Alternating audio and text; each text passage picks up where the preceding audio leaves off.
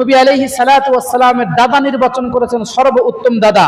দাদার নাম যেভাবে আব্দুল মুত্তালিব হলো, জমজম কূপের দৃশ্যমান আবার যেভাবে হলো, আব্দুল মুত্তালিব তার সন্তান আব্দুল্লাহকে কুরবানি করতে গিয়া দুই জবিহার বহির প্রকাশ হলো কেমনে, এটাও জানলেন। মাতা বংশ ইতিহাস হযরত ইসমাইল পর্যন্ত বললাম। এরপরে মাতা নির্বাচন করেছেন সর্বোত্তম মাতা, এবং আব্দুল্লাহর সঙ্গে বিয়ে হলো, বিয়ের সময় কি ঘটনা ঘটলো সেটাও জানলেন। এরপরে আব্দুল্লাহর ইন্তেকাল হয়ে গেল, আব্দুল্লাহর ইন্তেকাল হলো। তো এই পর্যন্ত আজকে থাক, ইনশাআল্লাহ আগামী জুমাতে পৃথিবীর ভিতরে সবচাইতে সম্মানিত, সবচাইতে আভিজাত, সবচাইতে মর্যাদার অধিকারী বংশের নাম হলো কুরাইশ। কুরাইশ শব্দের অর্থ কি? নড়াচড়া করে না, স্থির থাকে, এটার অর্থ হলো এটা। তার মানে কুরাইশ বংশ এমন একটা বংশ যে বংশের কোনো এদিক সেদিক খেলাধুলা একদম ইস্তেকামতের সাথে অটল অবিচল থাকে। আল্লাহু আকবার বলেন। মুহতারাম হাজিরিন, তাহলে নবীর দাদার নাম কি? জোরে বলেন। ইন্নাল হামদুলিল্লাহ নাহমাদুহু ওয়া নাস্তাঈনুহু ওয়া নাস্তাগফিরুহু ونعوذ بالله من شرور أنفسنا ومن سيئات أعمالنا من يهد الله فلا مضل له ومن يضلل فلا هادي له أما بعد فأعوذ بالله من الشيطان الرجيم بسم الله الرحمن الرحيم وما خلقت الجن والإنس إلا ليعبدون وقال تبارك وتعالى وما أرسلناك إلا رحمة للعالمين। মহান আল্লাহ পাক রব্বুল আলামিনের দরবারে লাখো কোটি শুকর যে আল্লাহ পাক রব্বুল আলামিন আমাদের হায়াতকে লম্বা করেছেন, সুস্থ সবল রেখেছেন।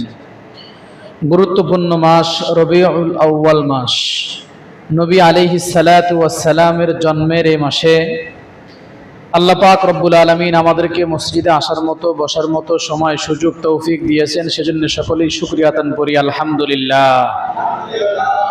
শত কোটি দরুদ ও সালাম মহানবী সাল্লাল্লাহু আলাইহি ওয়াসাল্লামের উপরে সকলেই পড়ি সাল্লাল্লাহু আলাইহি ওয়াসাল্লাম।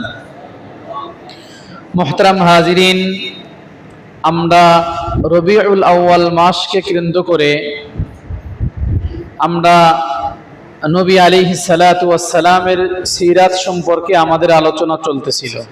এই মাসকে কেন্দ্র করে সেই ধারাবাহিকতায় আমি অনেক আগ থেকে আলোচনাটা শুরু করেছি, নবী আলাইহিস সালাতু ওয়াস সালামের জন্মের আগ থেকে। গত জুমায় সামাজিক অবস্থার কথা বলেছি, এরপরে রাজনৈতিক অবস্থার কথা বলেছি। লম্বা কোনো ভূমিকা নাই। অর্থনৈতিক অবস্থাটা 570 খ্রিস্টাব্দের আগে কেমন ছিল? অর্থনৈতিক অবস্থানটা এমন ছিল, পুরা তাই নির্ভর করত ব্যবসা বাণিজ্যের উপরে। প্রচুর পরিমাণে ব্যবসা বাণিজ্য তারা করত, ব্যবসা করত। তো অর্থের পুরা বিষয়টাই নির্ভর করত ব্যবসার উপরে। আর এই ব্যবসা থেকে যেই অর্থ তারা লব্ধ অংশ হিসাবে পেত, এই লব্ধ অংশটা অধিকাংশ অর্থটাই ব্যয় হতো যুদ্ধ বিগ্রহে, যুদ্ধে। সামাজিক অবস্থাটা কেমন ছিল গত জুমায় কিছুটা জানতে পেরেছেন। এমন অবস্থা ছিল যে পান থেকে চুন খসলেই যুদ্ধের দামামা বেজে উঠত, গোত্র গোত্র। এভাবে তাদের এই ব্যবসার লব্ধ অংশের যে মূল টাকাটা, মূল অর্থটা, এই অর্থটা ব্যয় হতো আপনার যুদ্ধ বিগ্রহের ভিতরে। তাহলে অর্থনৈতিক অবস্থার মূল কথা যেটা, সেটা আমি বলে দিলাম। এরপরে আসেন ধর্মীয় অবস্থান কেমন ছিল। ধর্মীয় অবস্থান কেমন ছিল? ধর্মীয় অবস্থান ছিল মিল্লাত ইব্রাহিম, ইব্রাহিম আলাইহিস সালাতু ওয়াস সালামের প্রচারিত দ্বীনের উপরে। ইব্রাহিম আলাইহিস সালাতু ওয়াস সালামের প্রচারিত দ্বীনের অনুসারী তারা ছিল। ইব্রাহিম আলাইহিস সালাতু ওয়াস সালামের যেই দ্বীন ছিল সেই দ্বীনের উপরে তারা চলতেছিল। কিন্তু সময় যত গড়াচ্ছিল, কুসংস্কার, বিদআত, বিভিন্ন রসুম রেওয়াজ তাদের ভিতরে পরিলক্ষিত হলো, দেখা যেতে লাগলো। আমর বিন লুয়াই নামে এক ব্যক্তি, তদানীন্তন সময়ের যারা ছিল তারা একে বড় আলেম মনে করত, খুবই ভালো মনে করত, সেজন্য সকলেই শ্রদ্ধা, সম্মান, ইজ্জত করত, জনসম্মুখে কম আসত। কিন্তু এই ব্যক্তি শাম দেশে সফর করে অনেক কিছু দেখার পরে সেখান থেকে হুবল নামক একটা মূর্তিকে সাথে নিয়ে খানায়ে কাবার ভিতরে এসে খানায়ে কাবার ভিতরে ওই মূর্তিটাকে রেখে দিয়েছিল। নাম কি বললাম? হুবল। তো এটা উনি যেহেতু সকলের কাছে শ্রদ্ধা ভাজন একজন ব্যক্তিত্ব ছিলেন, ব্যক্তি ছিলেন, সকলেই সম্মান করত, বড় আলেম বুজুর্গ মনে করত। উনি যখন এই কাজটা করলো, এরপরে কালক্রমে ধারাবাহিকভাবে মূর্তি পূজার প্রচলন শুরু হলো। নাউজুবিল্লাহ বললেন না? মুহতারাম হাজিরিন, ইতিহাসে আসছে, রেওয়ায়েতে আসছে, অনেক পরের কথা আগেই বলে দিচ্ছি। মক্কা বিজয়ের পরে, মক্কা বিজয়ের পরে, মক্কা বিজয়ের আগ পর্যন্ত হারামের ভিতরে, মসজিদে হারামের ভিতরে, বাইতুল্লাহর ভিতরে 360টি মূর্তি ছিল। মক্কা বিজয়ের আগ পর্যন্ত। নবী আলাইহিস সালাতু ওয়াস সালাম মক্কা বিজয়ের পরে সেগুলাকে নিজ হস্তে ভেঙ্গে চুরমার করে দিয়েছিলেন। ধর্মীয় অবস্থান ছিল মিল্লাত ইব্রাহিম, ইব্রাহিম আলাইহিস সালাতু ওয়াস সালামের ধর্মের অনুসারী ছিল তারা। কিন্তু কালক্রমে ধারাবাহিকভাবে এইভাবে মূর্তি পূজার প্রচলন শুরু হয়। এমনকি বাইতুল্লাহতে, মসজিদে হারামের ভিতরে 360টি মূর্তি মক্কা বিজয়ের আগ পর্যন্ত ছিল। সংক্ষেপে বলে দিলাম, বিস্তারিত বলতে গেলে প্রত্যেকটার জন্য এক একটা জুমা প্রয়োজন, কোনোটার উপরে 2-3টা জুমাও চলে যাবে। তো মুহতারাম হাজিরিন, এ ছিল হলো অর্থনৈতিক হালাত এবং ধর্মীয় হালাত, এইভাবে চলতেছিল। চলতে চলতে চলতে চলতে আপনার নবী আলাইহিস সালাতু ওয়াস সালামের পূর্বসূরি যারা, তাদের জামানা যখন, তাদের সময় যখন আসলো, বলুন তো দেখি নবী আলাইহিস সালাতু ওয়াস সালামের দাদার নাম কি? জোরে বলেন। সবাই মুখ খোলে না, জানে না, ভুল যদি হয়। কি নাম বলেন ভাই? গুনাহ হবে না, সব হবে, লস হবে না, লাভ হবে। যেভাবে যেতে বসে আছেন মনে হয় যে কি পরিমাণ গুনাহ যে হবে বললে পারে। গুনাহ হবে না, লাভ হবে ইনশাআল্লাহ। জোরে বলেন, কি নাম? শুনে আসছেন এটা, তাই না? এটাই তো শুনে আসছেন আপনারা।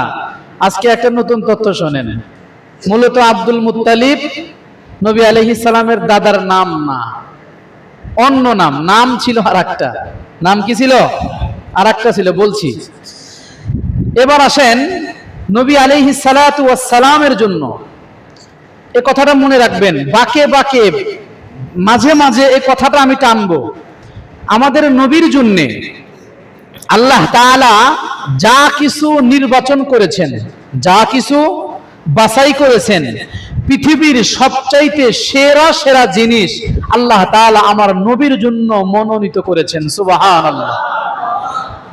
দাদা নির্বাচন করেছেন। কি নির্বাচন করেছেন?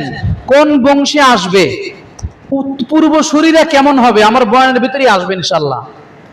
তাইলে দেখেন, নবী আলাইহিস সালাম যে বংশে আসছে সে বংশের নামটা কি? পৃথিবীর ভিতরে সবচাইতে সম্মানিত, সবচাইতে আভিজাত, সবচাইতে মর্যাদার অধিকারী বংশের নাম হলো কুরাইশ। কুরাইশ শব্দের অর্থ কি? নড়াচড়া করে না, স্থির থাকে। এটার অর্থ হলো এটা।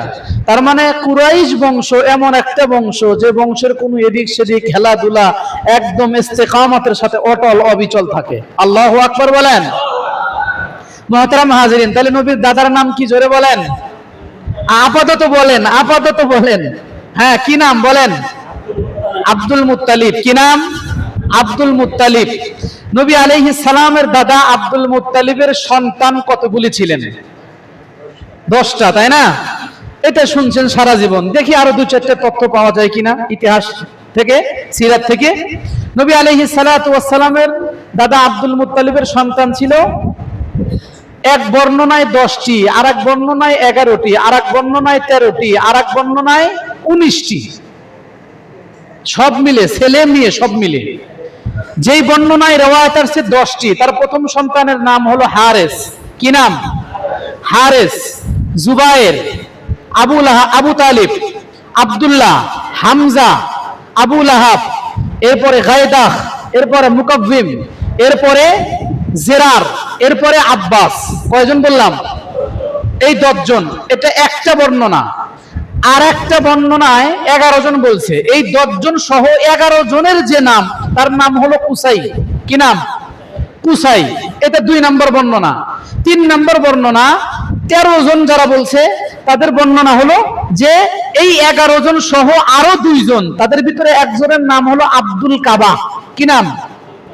আব্দুল কাবা। আর একজনের নাম হলো হাজল।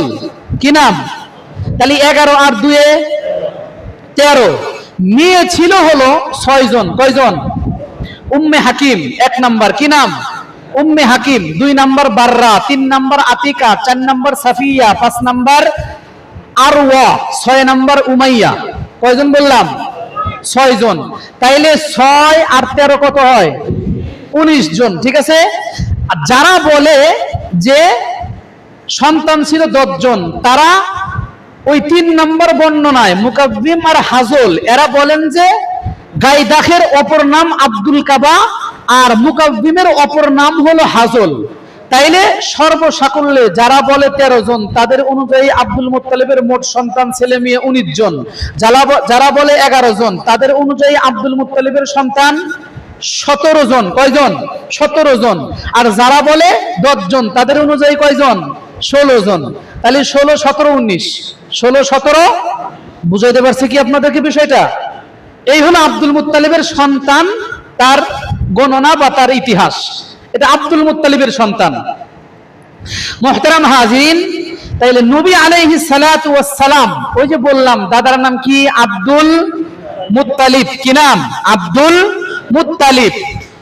এরপরে দেখেন নবী আলাইহিস সালাতু ওয়াস সালামের দাদা আব্দুল মুত্তালিব মূলত আব্দুল মুত্তালিবের বাবার নাম কি? হাশেম। কি নাম? হাশেম। জোরে বলেন, কি নাম? হাশেম। আচ্ছা, সনদটা আমি আরেকটু পরে বলতেছি, একদম ইসমাইল আলাইহিস সালাম পর্যন্ত যাবে ইনশাআল্লাহ, একটু পরে আসতেছে, আব্দুল্লাহর ওই সময় আসবে। তাইলে হাশেমের আরেকটা ভাই ছিল, তার নাম হলো, আচ্ছা পরে। এবার আসেন, তাহলে নবী আলাইহিস সালামের দাদার মূল নাম হলো শাইবা আল হামদ। কি নাম? শুনছিলেন কোনদিন এর আগে? শাইবা আল হামদ। শাইবা কেন বলে? আব্দুল মুত্তালিবের বা নবী আলাইহিস সালামের মানে এই শাইবা আল হামদ নামটা যে হয়েছে, এই নামের পিছনে আরেকটা ইতিহাস আছে। এই নামের পিছনে আরেকটা ইতিহাস আছে। যখন জন্ম নিয়েছিলেন উনি কি করেছিলেন? জন্ম নিয়েছিলেন সালমা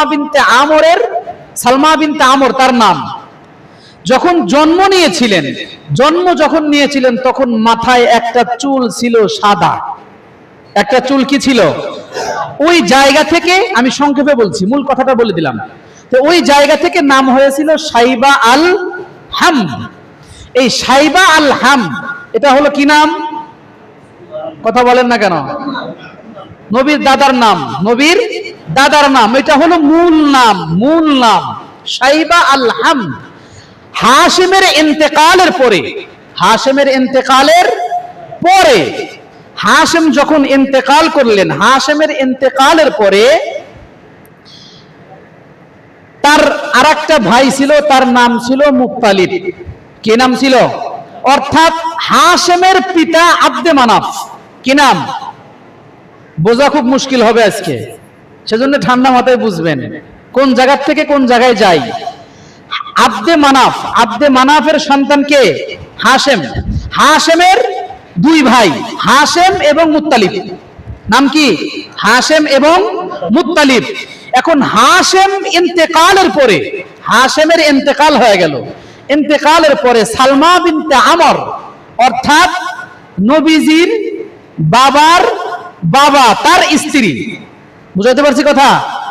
বোঝেন নাই? বুঝছেন? কথা বলেন একটু, হ্যাঁ হু বলবেন তো। তার বাবার জায়গায় মদিনায় থাকতেছিলেন। এখন হাশেমের ভাই মুত্তালিব যখন 10 বছর বয়স, সাইবা আল হাম তথা নবীর দাদার, তখন আসছে ভাতিজাকে নেওয়ার জন্য। কাকে?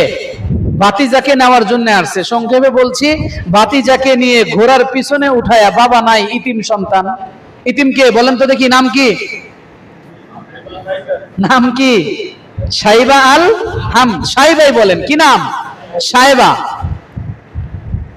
ভাতিজাকে, ভাইয়ের পুত্র ভাতিজাকে ঘোড়ার পিঠে সোয়ার করে যখন মক্কায় চলে আসলেন, আসার পরে সবাই মুত্তালিবকে বলতেছিল, মুত্তালিব এটা কে, কার সন্তান?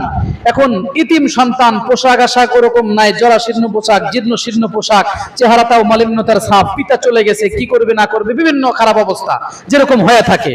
তো এখন মুত্তালিব চিন্তা করতেছে, আমি যদি পরিচয়টা ওপেন করি, এখনই প্রথমেই পরিচয়টা ওপেন করি, মানুষ বিভিন্ন কথাবার্তায় বলবে, বিভিন্ন কথাবার্তায় বলতে পারে, যাক এটা বলার দরকার নাই।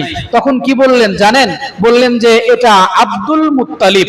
আব্দুল অর্থ হলো দাস, গোলাম। মুত্তালিব অর্থ হলো মুত্তালিবের গোলাম, মুত্তালিবের গোলাম। এই যে নামটা চেঞ্জ হলো, কি হলো? পরিবর্তন হলো। পরবর্তীতে এই আব্দুল মুত্তালিব, সাইবা আল হামদ মূল নাম, আব্দুল মুত্তালিব চাচার গোলাম, চাচার নাম ছিল মুত্তালিব। ওই আব্দুল মুত্তালিব, মুত্তালিবের গোলাম, পরবর্তীতে তার এই উপাধিটাই তার মূল নাম সাইবা আল হামদকে বিলুপ্ত করে দিয়া আব্দুল মুত্তালিব নামে সারা দুনিয়া ব্যাপী প্রচার প্রসার হয়েছে। সিরাতে এতটুকুন আসছে। কোথায় আসছে? সিরাতে। তাইলে নবীজির দাদার নাম যেভাবে আব্দুল মুত্তালিব হলো, বুঝলেন তো এতটুকুন? এইভাবে তার দাদার নাম সাইবা আল হাম থেকে আব্দুল মুত্তালিবে রূপান্তরিত হয়েছে। মুহতারাম হাজিরিন, তাইলে সাইবা আল হাম দাদা নির্বাচন করেছেন। কি নির্বাচন করেছেন? আল্লাহর নবী দাদা নির্বাচন করেছেন নবীর জন্য। দেখেন কত সুন্দর একটা নাম, আব্দুল মুত্তালিব। আব্দুল মুত্তালিব কত সুন্দর একটা নাম। তো এইভাবে চলতেছিল। বাইতুল্লাহর মুতাওয়াল্লি, বাইতুল্লাহর খাদেম, চাবি থাকতো তার কাছে, দেখাশোনা বা বিভিন্ন দায়িত্বে উনি ছিলেন। সাইবা আল হাম তথা আব্দুল মুত্তালিব, আব্দুল মুত্তালিব দায়িত্ব ছিল এইভাবে। মুহতারাম হাজিরিন, এবার আসেন বনু জরহুম গোত্র। কি গোত্র? বনু জরহুম গোত্র। এই গোত্রের আদি নিবাস ছিল ইয়ামানে। কোথায়? ইয়ামানে। ইয়ামানে এদের আদি নিবাস ছিল। এদের আদি নিবাস, তারা সেখান থেকে দুর্ভিক্ষের কারণে, বিভিন্ন কিছুর কারণে তারা হিজরত করে এই মদিনায় আসলো এই আরবের এদিকে আসতে লাগলো। আসার পরে তারা জমজম যে কূপ, ওই জায়গায় তারা ইসমাইল আলাইহিস সালাম এবং তার মা হযরতে হাজেরার সাক্ষাৎ পেলেন। জায়গাটাকে অনেক মনোরম তাদের কাছে মনে হলো। অনেক মনোরম মনে হওয়ার পরে তারা সেখানে অবস্থান করলো। পরবর্তীতে ইসমাইল আলাইহিস সালাতু ওয়াস সালামকে আল্লাহ তাআলা ওই বনু ইসমাইল গোত্র, আমালিকা গোত্র আর ওই জায়গার যারা অধিবাসী ছিলেন তাদের জন্য আল্লাহ পাক ইসমাইলকে নবী মনোনীত করলেন। সুবহানাল্লাহ বলবেন না? কাকে মনোনীত করলেন? নবী ইসমাইল আলাইহিস সালাতু ওয়াস সালামকে। ইসমাইলকে নবী মনোনীত করে এই তিন গোত্রের নবী মনোনীত করলেন। ইসমাইল আলাইহিস সালাতু ওয়াস সালাম 130 বছর বয়সে দুনিয়া থেকে বিদায় নেয়। হাতিমে কাবার ভিতরে তার মার পাশে তাকে সমাহিত করা হয়, হাতিমে কাবার ভিতরে। মুহতারাম হাজিরিন, বনু জুরহুম গোত্রে যে ইসমাইল আলাইহিস সালাম বিয়ে করেছিলেন, এদিক দিয়ে তার একটা সম্পর্ক ছিল। তো ইসমাইল গোত্র এবং বনু জুরহুম গোত্র কিছুদিন যাওয়ার পরই ঝগড়া বিবাদ, মারামারি শুরু হয়ে যায়। বনু জুরহুম গোত্র ইসমাইল গোত্রের উপরে বিজয় লাভ করে তথা মক্কাতুল মুকাররমা আশেপাশে সব জায়গায় তারা প্রচন্ড বেগে জুলুম, নির্যাতন, নিপীড়ন তারপরে নির্যাতনের স্টিম রুলারের হাওয়া বয়ে দেয়। ইসমাইল গোত্র ওখান থেকে কেটে পড়েছিল। এটা অনেক আগের কথা, ভালো করে বুঝবেন। তাদের ওইখানে বনু জুরহুম গোত্রের প্রভাব বিস্তার চলতেছিল, তাদের নেতৃত্বে সব চলতেছিল, বাইতুল্লাহ এই সেই এটা সেটা অনেক কিছু। এভাবে চলতে চলতে চলতে চলতে যখন তাদের জুলুমে সবাই অতিষ্ঠ হয়ে গেল, সকল গোত্ররা মিলে বনু জুরহুম গোত্রদের বিরুদ্ধে বিদ্রোহ করলো। তারা সেখান থেকে হটে চলে গেল। আবার এটার দায়িত্ব ফিরে আসলো আব্দুল মুত্তালিবের বংশের কাছে। কার কাছে? আব্দুল মুত্তালিবের বংশের কাছে। তা আব্দুল মুত্তালিবের বংশের কাছে যখন এটা ফিরে আসলো, তারা যখন এখান থেকে বনু জুরহুমরা চলে গিয়েছিল, জমজমের চিহ্ন, বিভিন্ন গুরুত্বপূর্ণ স্থাপনা, এগুলাকে মাটির সাথে মিশে সব ধুলিসাৎ করে একাকার করে গিয়েছিল। কোনো চিহ্ন পাওয়া যাইতেছিল না, কোনো চিহ্ন পাওয়া যাইতেছিল না। তো হযরতে আব্দুল মুত্তালিব সাইবা আল হামদ, নবীজির দাদা, তার নেতৃত্বে চলে আসছে। ভালো করে বুঝবেন, তার নেতৃত্বে চলে আসছে। নবী আলাইহিস সালামের দাদা আব্দুল মুত্তালিব একদিন স্বপ্ন দেখলেন। কি দেখলেন? স্বপ্ন দেখলেন। স্বপ্ন দেখলেন যে একজন আগন্তুক এসে তাকে বলতেছে, আব্দুল মুত্তালিব বাররা খনন করো। কি খনন করো? বাররা খনন করো। আব্দুল মুত্তালিব বললেন, মাল বাররা? বাররা আবার কি? এরপরে চলে গেছেন, উত্তর আর দেয় নাই, আগন্তুক চলে গেছে। পরের দিন আবার বলতেছে যে আব্দুল মুত্তালিব মাজনুনা খনন করো। আব্দুল মুত্তালিব বললেন, মাজনুনা কি? উত্তর না দিয়ে চলে গেছে। তৃতীয় দিন আসছে, তিবা খনন করো। আব্দুল মুত্তালিব আবার প্রশ্ন করছে, মা তিবা? তিবা কি? উত্তর না দিয়ে চলে গেছে। চতুর্থ দিন আগন্তুক স্বপ্ন যোগে এসে আব্দুল মুত্তালিবকে ডাক দিয়ে বলে, আব্দুল মুত্তালিব জমজম খনন করো। আল্লাহু আকবার। জমজম খনন করো। তো জমজম খনন করার কথা বলে আব্দুল মুত্তালিব জিজ্ঞাসা করছেন, জমজম আবার কি? তখন আগন্তুক উত্তর করে, লা তানজিফু আবাদা ওয়ালা তুজাম্মু তুসকাল হাজিজুল আযম। আল্লাহু আকবার বলেন। আব্দুল মুত্তালিবকে ওই আগন্তুক ডাক দেয়া বলে, আব্দুল মুত্তালিব জমজম কি জানো না? জমজম এমন একটা বহমান কূপের নাম, যেই কূপ থেকে অসংখ্য অগণিত হাজিদেরকে পানি সরবরাহ করা হবে, পানি পান করা হবে। ওয়ালা তুজাম্মু তুসকাল হাজিজুল আযম, যেই পানি সরবরাহের ক্ষেত্রে কিয়ামত পর্যন্ত কোনো বাধা বিপত্তি আসবে না, পানি শেষ হবে না। আল্লাহু আকবার। আব্দুল মুত্তালিব তখন কি করলেন জানেন? আব্দুল মুত্তালিব তখন করলেন হলো তার ছেলে, ওই যে বলে আসছি 10 ছেলে, প্রথম হারেসকে নিয়ে বিভিন্ন কিছু দিয়া স্বপ্নের মাধ্যমে জায়গাটাকে শনাক্ত করে দেওয়া হয়েছে। আর তো চিন্তা নাই। ঠিক ওই জায়গাটাকে জমজম খনন করে বের করলেন। যখনই জমজমের দৃশ্যমান হলো, আব্দুল মুত্তালিব লাফ দিয়ে উঠে চিৎকার করে বললেন, হাযা তুয়া ইসমাঈল, ইসমাইলের কূপ, ইসমাইলের কুয়া পাওয়া গেছে। চিৎকার করে এটা বলতে থাকলেন। আল্লাহু আকবার জোরে বলেন। মুহতারাম হাজিরিন, এই যে হারেসের আব্দুল মুত্তালিবের সঙ্গে হারেস ছাড়া তার কোনো সন্তান ছিল না। আব্দুল মুত্তালিব মান্নত করে বসলেন। কি বসলেন? মান্নত করে বসলেন। কি মান্নত করলেন? আব্দুল মুত্তালিব মান্নত করলেন, আল্লাহ আমার জনবল শক্তি যদি বৃদ্ধি হয়, যদি তুমি আমাকে 10টা সন্তান দান করো, আমি তোমার রাস্তায় একটা সন্তানকে কুরবানি দিয়ে দিব। এই মান্নত করে বসলেন। আব্দুল মুত্তালিব এই মান্নত করলেন, আল্লাহ পাক মান্নত, তার এই মান্নত বা তার এই দোয়াকে আল্লাহ তাআলা কবুল করলেন। 10 সন্তান ধরেন। এখন আব্দুল মুত্তালিব স্বপ্ন দেখলেন, ঘুমায় আছে একদিন। বিভিন্ন জন বিভিন্ন রিওয়ায়াত করছে, কোন জায়গায় ঘুমিয়েছে সেগুলো আমি বলছি না। ঘুমের ভিতরে স্বপ্ন দেখতেছেন, এক আগন্তুক এসে আব্দুল মুত্তালিবকে বলতেছে, ইয়া আব্দুল মুত্তালিব আউফি বিনাজরিকা লিরাব্বি হাযাল বাইত। আব্দুল মুত্তালিব, তুমি যে একটা মান্নত করেছিলে তোমার জনবল বৃদ্ধি হলে তুমি একটা সন্তান রবের রাস্তায় কুরবানি করবা, তোমার সেই মান্নতটাকে পূরণ করো। আব্দুল মুত্তালিব পরিবারের কাছে ফিরে গেলেন। ফিরে গিয়া সকলের কাছে সবকিছু বিস্তারিত বলে দিলেন। বলার পরে সন্তানরা বলল, আউফি বিনাজরিকা ওয়া ফাআল মা শিইতা। বাবা, আপনাকে মানে আপনি যে মান্নত করেছিলেন সেই মান্নতটা আপনি পূরণ করেন। এখন কোন সন্তানকে কুরবানি দিবে? সন্তান কয়টা? কাকে দিবে? কাকে দিবে? সবচাইতে সুদর্শন এবং সুঠাম দেহের অধিকারী, সবচাইতে সুন্দর অধিকারী হলো হযরতে আব্দুল্লাহ। আল্লাহু আকবার জোরে বলেন। হযরতে আব্দুল্লাহ। হযরতে আব্দুল্লাহ সবচাইতে সুঠাম দেহের অধিকারী, দাদার সর্বোত্তম নির্বাচন করেছেন, পিতার সর্বোত্তম নির্বাচন আল্লাহ তাআলা আমাদের নবী মুহাম্মদুর রাসূলুল্লাহর জন্য করেছেন। আব্দুল মুত্তালিবের সন্তান তো আরো ছিল, আব্দুল উজ্জা, আবু লাহাব, এরপরে ছিল আব্দুল হারিস, এরপরে ছিল নওফেল, এরপরে ছিল ইবনে আব্বাস। এক একজনের নাম এক এক রকম।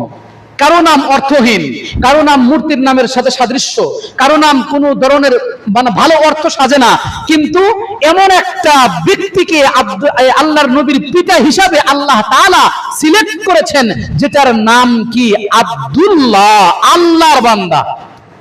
সুবহানাল্লাহ কবে হিসাব করছেন? এবার সনদটা শোনেন। আব্দুল্লাহর পিতাকে,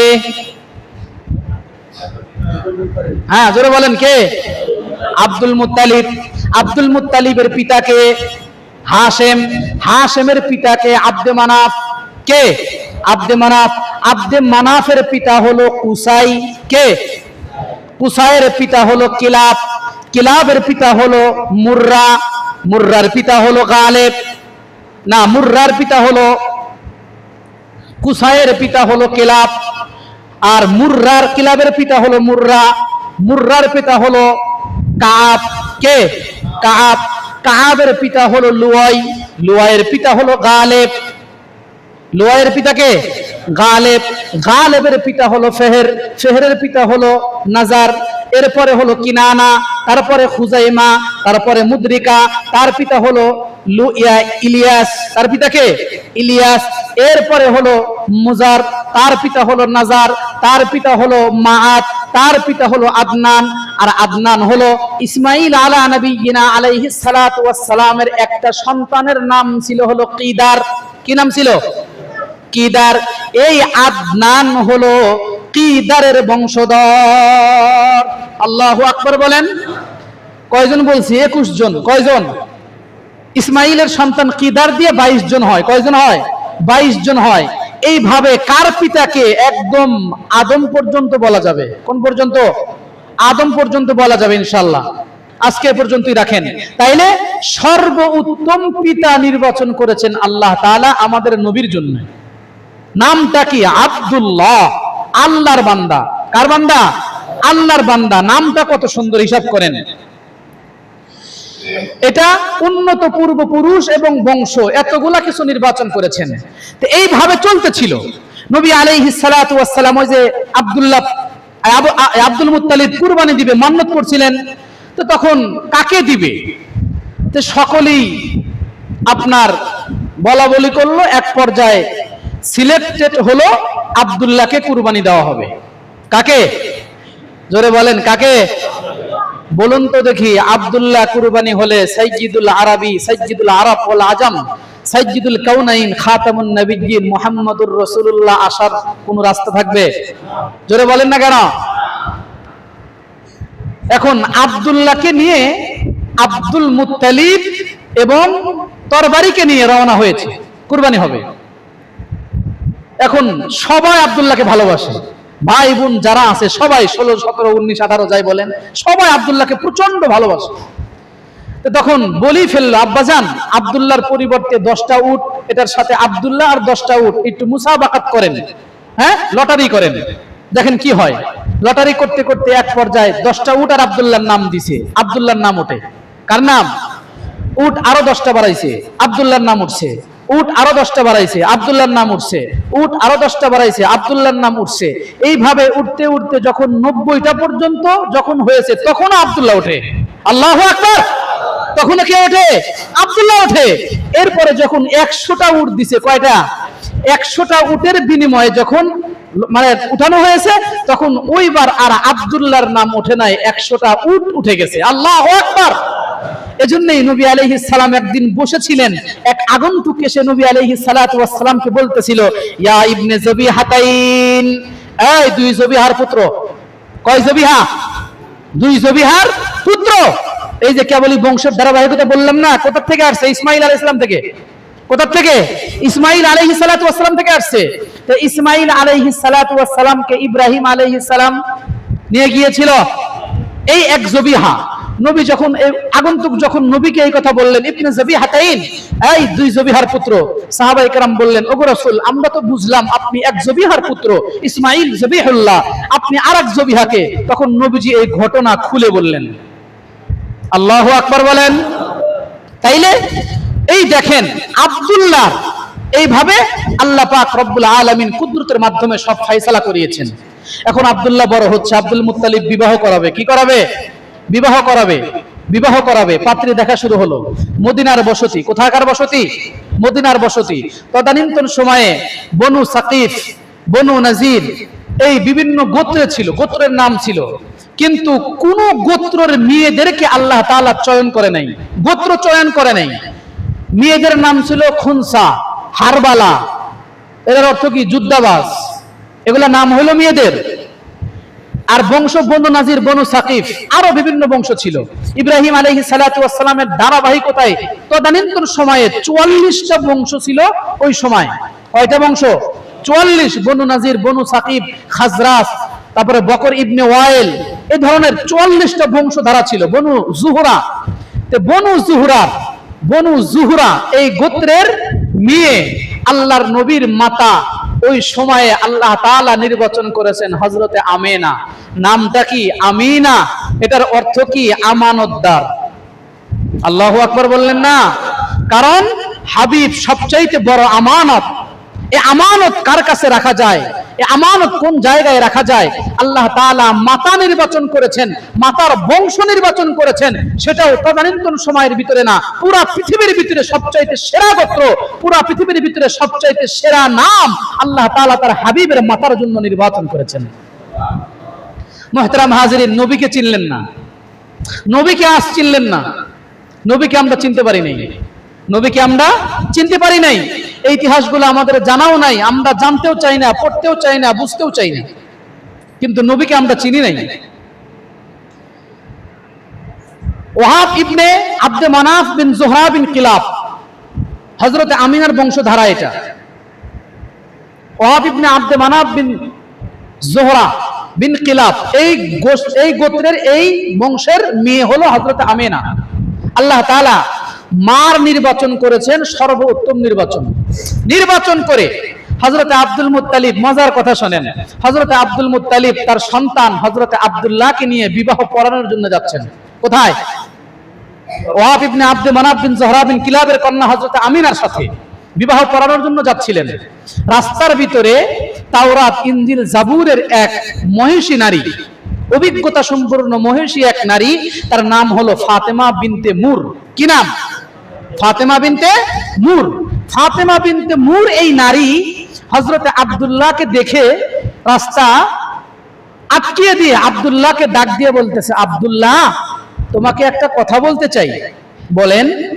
তো বলতেছে যে তোমাকে একটা কথা বলতে চাই, কথাটা হলো তোমাকে আমি 100 উট দিব। কত উট? 100 উট দিব, বিনিময়ে তুমি একটা বারের জন্য আমার সাথে অবৈধ সাক্ষাতে মিলিত হবে। নাউজুবিল্লাহ কবে বলবেন? বিনিময়ে আমার সাথে একবারের জন্য অবৈধ সাক্ষাতে মিলিত হবে। প্রস্তাব দিছে। আব্দুল্লাহ কি বলে জানেন? আম্মাল হারামু ফাল মামাতু দুনাহু ওয়াল হিল্লু লা হিল্লা ফাআসসাবিনাহু ফাকাইফা বিল আমরিল্লাযী তাবগীনাহু ইহয়িল কারীম ইরদাহু ওয়া দীনাহু। আব্দুল্লাহ উত্তর করে যে আম্মাল মামাতু ফাল হারামু দুনাহু, তুমি যেটার প্রস্তাব দিয়েছো এই প্রস্তাবের ভিতরে ইনভলভ হওয়ার চাইতে মরে যাওয়া ভালো। যেটা আমি প্রকাশ্যে করতে পারি না সেটা কখনো হালাল হতে পারে না। কিভাবে তুমি আমাকে এরকম একটা অবাধ্যতা, গুনাহের কাজের কথা অফার করলা? এটা কেমনে সম্ভব? আমি কিভাবে করব? ইউহিল কারীম ইরদাহু ওয়া দীনাহু, যারা সম্মানিত ব্যক্তি তারা তো নিজেদের ইজ্জত, সম্মান, ধর্ম সব কিছুকে রক্ষা করে চলে। ঠিক না? ঠিক হইল না? বিবাহ শাদী পড়ায়া আব্দুল্লাহ আবার রিটার্ন আসছিলেন, ব্যাক করতেছিলেন। ফাতেমা বিনতে মুরের সাথে আবার ওই রাস্তায় দেখা। ফাতেমা মুর এবার আর আব্দুল্লাহকে কিছু বলে না, এবার জিজ্ঞাসা করা হলো, ফাতেমা তুমি কেন আমাকে এই প্রস্তাব দিয়েছিলা বা কেন তোমার এই প্রস্তাবটা ছিল? এবার ফাতেমা বিনতে মুর উত্তর করে, আব্দুল্লাহ, আমি তোমাকে 100 উটের অফার করেছিলাম, বিনিময়ে একটাবার তোমার সাক্ষাৎ চাইছিলাম। এটা এই জন্য আমি তাওরাত আর ইনজিল আর জাবুর সব কিতাবের পণ্ডিত, আমি সেগুলাকে পড়ে, আমি সেগুলা গবেষণা করে, আমি তোমার চেহারার ভিতরে, তোমার কপালের ভিতরে আখিরি জামানার নবী মুহাম্মদুর রাসূলুল্লাহ সাল্লাল্লাহু আলাইহি ওয়াসাল্লামের নূর দেখতেছিলাম। আমি চাইছিলাম যে কোনো ভাবে হোক, যেভাবে হোক, ওই নূরের ঝলকটা বা ওই নূরটা আমি ধারণ করি, আমার পেটে আসুক, যেভাবে হোক আমি চাইছিলাম এটা। কিন্তু আর হবে না, কারণ বিবাহ শাদী হয়ে গেছে, মুজামাত হয়ে গেছে, সেটা এখন আব্দুল্লাহর কপাল থেকে ট্রান্সফার হয়ে আমাদের কি বলে, তার স্ত্রী, আব্দুল্লাহর স্ত্রী আমিনার গর্ভে চলে গেছে। এখন আর এই প্রস্তাব নাই। তাইলে দেখেন, পিতা নির্বাচন করেছেন, জাহালাতের মতো যুগে নারী অফার করে যে একবার সাক্ষাৎ দাও। হিসাব করেন কি পরিমাণ যুগ। বিবাহের অবস্থা কয় ধরনের ছিল মনে আছে কি? সামাজিক অবস্থার কথা। ওই সামাজিক অবস্থার ভিতরে এরকম একটা হালত চলতেছিল। হিসাব করেন, সত্যের সূর্যোদয়ের আভা বারবার উকি ঝুঁকি মারছিল। মনে আছে? মনে থাকবে? মনে থাকবে তো ইনশাআল্লাহ। তো মুহতারাম হাজিরিন, তাইলে বিয়ে শাদী হওয়ার পরে আল্লাহর নবীর পিতা হযরতে আব্দুল্লাহ কিছুদিন পরেই ব্যবসায় চলে গিয়েছিলেন। কোথায়? ব্যবসায় চলে গিয়েছিলেন। সেখান থেকে, সিরিয়া থেকে ব্যবসায় চলে যাওয়ার পরে সেখান থেকে আর ফিরতে পারেন নাই। বনু নাজ্জার গোত্রে মাতার এই নানার বাড়ি, সেখানে অবস্থান করতেছিলেন। খবর যখন আবার চলে আসলো এদিকে, এখান থেকে আসার পরে আব্দুল মুত্তালিব লোক পাঠালেন। লোক পাঠানোর পরে খোঁজ আসলো, তথ্য আসলো, দীর্ঘ 1 মাস আব্দুল্লাহ অসুস্থ থাকার পরে আল্লাহর ডাকে সাড়া দিয়ে চলে গেছে। এই পর্যন্ত। কোন পর্যন্ত আলোচনা কি বুঝতেছেন? বুঝতেছেন কোন জায়গা থেকে কোন জায়গায় আসতেছে? তো মুহতারাম হাজিরিন, তাইলে নবী আলাইহিস সালাতু ওয়াস সালামের জন্য আল্লাহ তাআলা যা কিছু নির্বাচন করেছেন, যা কিছু দিয়েছেন, এই সব কিছুকে আল্লাহ তাআলা পৃথিবীর সেরা সেরা সব কিছু আল্লাহ তাআলা তার নবীর জন্য দিয়েছেন, তার নবীর জন্য মনোনীত করেছেন। এজন্যই তো নবী আলাইহিস সালাতু ওয়াস সালাম বলেছেন, আনা রাসূলুন মান আদরাকা হাইয়ান মান আদরাকাত হাইয়ান ওয়া মান ইউলাদু বাদি। নবী বলেন যে আমি রাসূল তথা আমি নবী মনোনীত হয়েছি যারা আমার জীবদ্দশায় আছে এবং আমার চলে যাওয়ার পরে কিয়ামত পর্যন্ত যারা আসবে সকলের জন্য আমি রাসূল হিসাবে প্রেরিত হয়েছি, আমি নবী হিসাবে মনোনীত হয়েছি। সুবহানাল্লাহ বললেন না? মুহতারাম হাজিরিন, এগুলা ইতিহাস আপনার সিরাতের ভিতরে আসছে। কোথায়? সিরাতের ভিতরে আসছে। সিরাতের বিভিন্ন কিতাব আছে। সব কিতাবে আমি যেভাবে গোছালো ভাবে পাঠ বাই পাঠ আমি উপস্থাপন করলাম, এইভাবে এক কিতাবের ভিতরে পাবেন না, বিক্ষিপ্ত ভাবে বিভিন্ন কিতাব পড়তে হবে, তারপরে এগুলাকে পাওয়া যাবে। সবগুলাই এক জায়গায় নাই, বিভিন্ন জায়গা থেকে বিভিন্ন জন বিভিন্ন ভাবে লিখেছে, বিভিন্ন জায়গা থেকে সবগুলাকে এক জায়গায় জমা করা হয়েছে। তো মুহতারাম হাজিরিন, তাইলে রাজনৈতিক অবস্থা, ধর্মীয় অবস্থা, সামাজিক অবস্থা, অর্থনৈতিক অবস্থা, এই আলোচনাগুলা কিঞ্চিত পরিমাণ হলেও আমরা উপলব্ধি করতে পেরেছি। নবী আলাইহিস সালাতু ওয়াস সালামের দাদা নির্বাচন করেছেন সর্বোত্তম দাদা। দাদার নাম যেভাবে আব্দুল মুত্তালিব হলো, জমজম কূপের দৃশ্যমান আবার যেভাবে হলো, আব্দুল মুত্তালিব তার সন্তান আব্দুল্লাহকে কুরবানি করতে গিয়া 2 জবিহার বহির প্রকাশ হলো কেমনে, এটাও জানলেন। মাতা বংশ ইতিহাস হযরত ইসমাইল পর্যন্ত বললাম।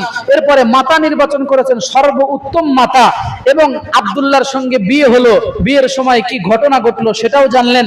এরপরে আব্দুল্লাহর ইন্তেকাল হয়ে গেল, আব্দুল্লাহর ইন্তেকাল হলো। তো এই পর্যন্ত আজকে থাক। ইনশাআল্লাহ আগামী জুমার থেকে প্রথম যে বিষয়টা ছিল জন্ম থেকে এই 570 আগে, কত 570 আগে, এর পরেরটা বিষয় ছিল জন্ম থেকে নবুয়ত, জন্ম থেকে নবুয়ত।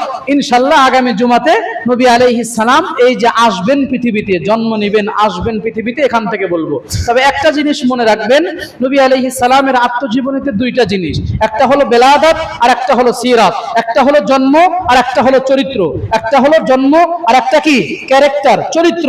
তে মিলাদ যেটা, জন্ম যেটা, জন্ম যেটা, এটা পালন করার জিনিস।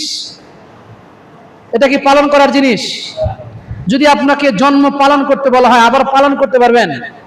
বুঝে শুনে বলেন। মিলাদ জন্ম এটা আলোচনার জিনিস। বোঝেন নাই কথাটা আমার? জন্ম জন্ম এটা কি জিনিস? আলোচনার জিনিস। আর সিরাত যেটা, এটা পালন করার জিনিস। জন্ম আলোচনার জিনিস, সিরাত পালন করার জিনিস।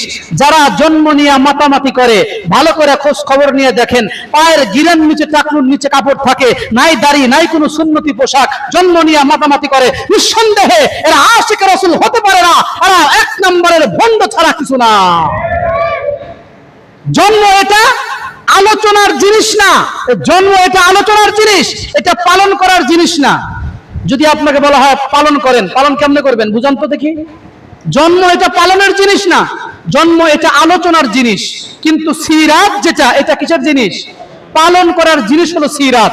যদি নবীর আশিক এত পরিমাণে হয়ে থাকেন, কই মুখে দাড়ি কোথায়? সুন্নত কোথায়? নবী যেই সুন্নত, নবী যেই ক্যারেক্টার ছিল, লাকাদ কানা লাকুম ফি রাসূলিল্লাহি উসওয়া, সেই উসওয়া কোথায়? তো মুহতারাম হাজিরিন, এই আলোচনার কিছুটা টেইলার দিলাম। কি দিলাম? এটা আগামী জুমায় আসবে ইনশাআল্লাহ। তো মুহতারাম হাজিরিন, এই পর্যন্তই থাক আব্দুল্লাহর ইন্তেকাল, এ পর্যন্ত এটা, এ পর্যন্ত আজকের এই জুমা। মুহতারাম হাজিরিন, আরেকটা বিষয়, গত জুমায় আপনাদেরকে বলেছিলাম যে মসজিদের ছাদের ঢালাই হবে। মসজিদের ছাদের কি হবে? ঢালাই হবে। এটার ব্যাপারে আপনারা শুরু থেকে এ পর্যন্ত আলহামদুলিল্লাহ সহযোগিতা করে আসছেন। কিন্তু এই কাজটা সমাপ্ত করা দরকার। কাজটা কি করা দরকার? সমাপ্ত করা দরকার। এই কাজটা সম্পূর্ণ করা দরকার কি দরকার না বলেন তো দেখি? দরকার তো নাকি? সেজন্য আমি আপনার আশারায়ে মুবাশশারা 10 জন সাহাবী দুনিয়ার থেকে জান্নাতের সার্টিফিকেট পেয়েছেন। কয়জন? 10 জন সাহাবী। 10 জন সাহাবী দুনিয়ার থেকে জান্নাতের সার্টিফিকেট নিয়ে দুনিয়ার থেকে চলে গেছেন। এই 10 জন সাহাবীর সাথে জান্নাতে যাবেন কারা কারা? হাত তোলেন। কারা কারা যাইতেছেন? হাত তোলেন। হ্যাঁ, জোরে সোজা হাত তোলেন। যাবেন তো সবাই? হ্যাঁ, হাত নামান। এই 10 জন সাহাবীর ভিতরে প্রথম সাহাবীকে হযরতে আবু বকর সিদ্দিক রাদিয়াল্লাহু তাআলা আনহু। এই আবু বকর সিদ্দিক রাদিয়াল্লাহু তাআলা আনহুর সঙ্গে জান্নাতে যাবেন। তার বিনিময়ে আবু বকর ইসলামের জন্য কি করছে? হিসাব আছে। গালিবান তাবুকের যুদ্ধ হবে। কোন যুদ্ধ? তাবুকের যুদ্ধ। আল্লাহর রাসূল আবু বকরের সামনে পেশ করার পরে আবু বকর সব কিছু নিয়ে আসছেন। হযরতে ওমর 50-50 ভাগ করে নিয়ে আসছিলেন। আবু বকর নবী যখন জিজ্ঞাসা করে, আবু বকর বাসায় কি রেখে আসছো? আবু বকর বলে যে ইয়া রাসূলুল্লাহ, বাসায় আল্লাহর রাসূলকে রেখে আসছি। আল্লাহু আকবার। তাইলে সুই কি সুই, এই সুইটা পর্যন্ত নবীজির দরবারে হাজির করেছিলেন। যদি যুদ্ধে কোনো ভাইয়ের কাপড় ছিঁড়ে যায়, যদি সেলাই করতে লাগে, তাহলে এই আবু বকরের সাথে জান্নাতে যাবেন। কোন ব্যক্তি খুশি? হাত তোলেন তো দেখি। সে এই দাঁড়ান, এত সহজে হাত তোলেন না। সেই ব্যক্তি মসজিদে 10 ব্যাগ সিমেন্ট দিবেন। একজন ব্যক্তি। নাম লেখেন। নাম কি ভাই? হ্যাঁ, নামটা লেখেন। শাহিন আলম। আল্লাহ তাআলা আমার ভাইকে আবু বকর রাদিয়াল্লাহু তাআলা আনহুর সঙ্গে একই জান্নাতের ভিতরে থাকার তৌফিক আল্লাহ পাক দান করুন। জোরে বলেন আমিন। 2 নাম্বার সাহাবীকে হযরতে ওমর। হ্যাঁ, ওমরের সাথে কার আশা বলেন? হযরতে ওমর রাদিয়াল্লাহু তাআলা আনহুর সঙ্গে কে জান্নাতে থাকতে চান? যদি আপনার এই 10 বস্তা কবুল হয়, ইনশাআল্লাহ আল্লাহ তাআলা হযরতে ওমরের সাথে আপনাকে জান্নাতে দিবে। এর ভিতরে কোনো সন্দেহ নাই। মানুষ আমাদেরকে বিভিন্ন সময় প্রশ্ন করে, ওই হুজুর সাহাবায়ে কেরাম কোন জান্নাতে থাকবে? কোন জান্নাতে থাকবে? কেমন তাদের জান্নাতটা কেমন হবে? বা ওই উলামায়ে কেরাম থাকবে, তাদের জান্নাতটা কেমন হবে? নেককার পরহেজগার থাকবে, তাদের জান্নাতটা কেমন হবে? নবী যে জান্নাতে থাকবে সেই জান্নাতে আমি থাকতে চাই, তাহলে আমি কি আমল করলে আমি সেই জান্নাতে থাকবো? এগুলা কথা বলেন। এখন যদি বলতে যাই যে জান্নাত কার স্তর কেমন, লম্বা একটা হাদিস আছে, সেটা ভিন্ন হাদিস। ময়দানে মাহশরে চেয়ার হবে 3টা। কয়টা? জোরে বলেন কয়টা? 3টা। 1 নাম্বার চেয়ার থাকবে আল্লাহ তাআলার। কার? আল্লাহ তাআলার। এরপরের চেয়ার থাকবে সমস্ত আম্বিয়া আলাইহিমুস সালাতু ওয়াস সালামদের। এরপরের চেয়ার হলো সাহাবায়ে কেরাম এবং উলামায়ে কেরামদের। 3 টাকার হুজুর আমরা, তাই না? দুনিয়ার চেয়ারের পরোয়া আমরা করি না, দুনিয়ার চেয়ারের কোনো পরোয়া আমাদের নাই, দুনিয়ার চেয়ারে আমাদের বসার কোনো ইচ্ছাও নাই, কিন্তু দুনিয়াতে খেলাফত বাস্তবায়ন করার ইচ্ছা আছে। বুঝাইতে পারছি কথা? দুনিয়াতে খেলাফত বাস্তবায়নের ইচ্ছা আছে, কিন্তু দুনিয়ার তথাকথিত এই চেয়ার দখলের ইচ্ছা আমাদের নাই। আমরা তো আখিরাতের আল্লাহ প্রদত্ত ওই রিজার্ভ যেটা আছে ওইটার অপেক্ষায় আছি, ওটার অপেক্ষায় আছি। কিন্তু দুনিয়ার চেয়ারে বসে যারা প্রাইমারি বিশ্ববিদ্যালয়ে গানের শিক্ষক আর তৃতীয় লিঙ্গে যারা তৃতীয় লিঙ্গের জন্য যারা টিচার আর শিক্ষক নিয়োগ দিতে পারো, তোমাদেরকে স্পষ্ট ভাষায় বলতে চাই, এটা বাস্তবায়ন হতে দেওয়া হবে না। তোমরা প্রাইমারিতে তৃতীয় লিঙ্গের শিক্ষক নিয়োগ দিতে পারো, তোমরা প্রাইমারিতে গানের শিক্ষক নিয়োগ দিতে পারো, এটা কত বড় ভয়াবহ, এটা কত বড় ভয়াবহতা, আর এটা কত বড় দুঃসাহসিকতা কখনো চিন্তা করেছেন? আপনার সন্তান গান শিখবে, এদেশের 90% মুসলমানের সন্তান গান শিখবে, এটা তো চিন্তাই করা যায় না। উচিত ছিল প্রত্যেকটা প্রাইমারি শিক্ষা প্রতিষ্ঠানে, বিদ্যালয়ে, প্রত্যেকটা বিদ্যালয়ে ধর্মীয় শিক্ষক নিয়োগ দেওয়া দরকার। রাজি আছেন? এজন্য যদি ওলামায়ে কেরাম ডাক দেয় মাঠে নামবেন। মুহতারাম হাজিরিন, তাইলে এই যেটা বলতেছিলাম যে হযরতে সাহাবায়ে কেরাম এবং ওলামায়ে কেরাম, তাইলে আবু বকর নবীজির ডান দিক থেকে উঠবে, ওমর বাম দিক থেকে উঠবে, হতে পারে আপনার এটার কারণে আপনাকে ওমরের পাশাপাশি আল্লাহ তাআলা উঠাইয়া দিবেন। হতে পারে কি না? বলেন, 2 নম্বর জন বলেন। হযরত ওমর রাদিয়াল্লাহু তাআলা আনহু বলেন, বলেন ভাই বলেন। হযরতে ওসমান গনি রাদিয়াল্লাহু তাআলা আনহুর যেই পরিমাণ সহায় সম্পত্তি ছিল, যেই পরিমাণ দান ছিল, এটা অতুলনীয় ব্যাপার, এটা বর্ণনার বাহিরের জিনিস। তারা ইসলামের জন্য এ পরিমাণ করেছে। বলুন তো দেখি, এই কাজটা যদি অসমাপ্ত থাকে আপনার ভালো লাগবে? কার ভালো লাগবে বলেন তো দেখি? কারো ভালো লাগবে এটা? কখনো চিন্তা করেন না আপনার বাসাটা কত সুন্দর, আপনার ঘরটা কত সুন্দর, আপনার টেবিলটা কত সুন্দর, আপনি যেখানে ঘুমাচ্ছেন খাটটা কত সুন্দর, তাও তো 20,000 টাকা দামের। কয় হাজার টাকা? 20,000 টাকা দামের। কখনো চিন্তা করেন না যে আমার আখিরাতের ঘরটাকেও তো সুন্দর করা দরকার, আমার আখিরাতের ঘরটাকেও তো সুন্দর করা দরকার। আচ্ছা, কমায়া দিলাম 5 বস্তা, ধরেন কোন নাম লেখেন, আমাদের সাইদুল ভাই, ডাক্তার সাইদুল ভাই। হযরতে ওমর রাদিয়াল্লাহু তাআলা আনহুর সঙ্গে আল্লাহ আমার ভাইকে হাসরের ময়দানে উঠাবে ইনশাআল্লাহ, এবং একই জান্নাতের ভিতরে আল্লাহ তাআলা তৌফিক দান করুক, আমিন বলেন। আমরা বিশেষ করে